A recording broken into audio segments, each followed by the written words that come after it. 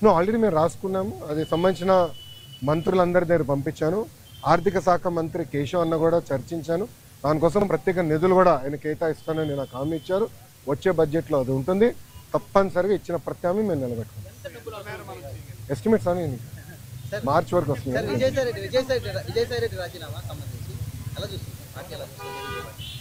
ఏ party? వైకాపానా Telugu Desam? Telugu Desam party. ఇప్పుడు ఒకటన్నా, తల్లి చెల్లికే జగన్మోహన్ రెడ్డి గారి పైన నమ్మకం లేదు. ఇంకా పార్టీలో ఉన్న నాయకులకు ఎలాంటి నమ్మకం ఉంటుంది? మేము ఎప్పటి నుంచో చెప్తున్నాం, వైకాపా నాయకులు డబ్బుల కోసం పార్టీనే అమ్మేస్తాడు ఈయన అని. ఇప్పుడు అది నిజం అవుతుంది కదా. ఒక్కొక్కరు రాజీనామా చేసుకుంటూ వెళ్తున్నారు. దానిక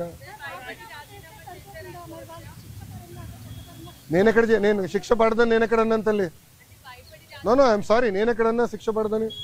ఇప్పుడు లిక్కర్ కానివ్వండి, ఇప్పుడు ఒకటమ్మా 2019 నుంచి 24 వరకు మేమందరం ప్రజల్లో ఉన్నాం. పాదయాత్రలో కూడా నేను చెప్పా, ఎవరు నేను వదిలిపెట్టాను, ఏ అధికారులు రాజకీయ నాయకులు చట్టాన్ని ఉల్లంఘించారు ఎవరిని వదిలిపెట్టాను. ఇప్పుడు దర్యాప్తు జరుగుతుంది, ఇన్వెస్టిగేషన్ జరుగుతుంది.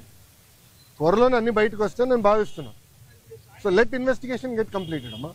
ఇక్కడ విజయసాయి రెడ్డి గారు ఉన్నారు, లేదంటే ఎల్లయ్య పుల్లే ఉన్నారు అనేది టైం విల్ ఉన్నట్టాలి కదమ్మా.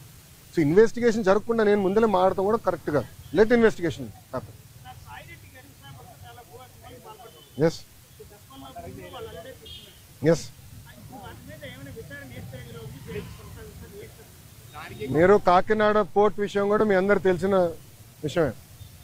కాకినాడ పోర్ట్ కూడా అడ్డగోలుగా తుపాకులు పెట్టి రూపాయి ఆస్తిని సుమారుగా 6 పైసలకి కొట్టేసానికి ప్రయత్నించారు.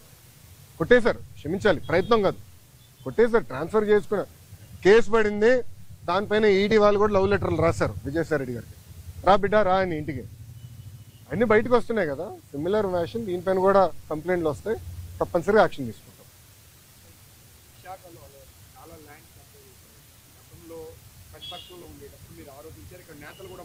అవునండి.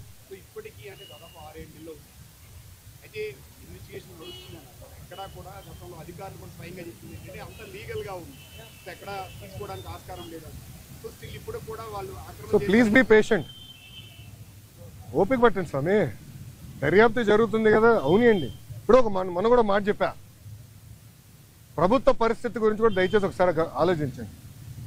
గత ప్రభుత్వం చేసిన అవినీతులు అన్నిటిపైన ఒకేసారి నేను దర్యాప్తు చేయాలంటే ఇంకా లా అండ్ ఆర్డర్కి పోలీసులు మిగలరమ్మా. ఎందుకంటే భూ అక్రమాలు కానీ, ఇసుక అక్రమాలు కానీ, మద్యం అక్రమాలు కానీ, గాలి కూడా అమ్మేశారు స్వామి. ఇంకా లా అండ్ ఆర్డర్కి పోలీసు ఉండేదాకా ఉండదు. ఎందుకంటే ఒక్కొక్క ఇన్వెస్టిగేషన్ చాలా డీప్కి వెళ్ళాలి, పకడ్బందీగా చేయాలి. ఇప్పుడు లిక్కర్ ఉంది, చాలా పకడ్బందీగా చేస్తున్నారు. ఎవరెవరికి ఎప్పుడెప్పుడు ఎంత డబ్బులు ఎవరి చేతుల నుంచి మారినాయి మొత్తం వివరాలన్నీ సేకరించాం. సో ఇన్వెస్టిగేషన్ చాలా వేగవంతంగా జరుగుతుంది. ఒక్కొక్కటి చేయనియండి, అన్నీ ఒకేసారి చేసేది కెపాసిటీ మటుకు ప్రభుత్వానికి ఉండదు. ఎందుకంటే గతంలో అన్ని అక్రమాలు జరిగినాయి. నేను కూడా దీనిపైన చాలా స్పష్టంగా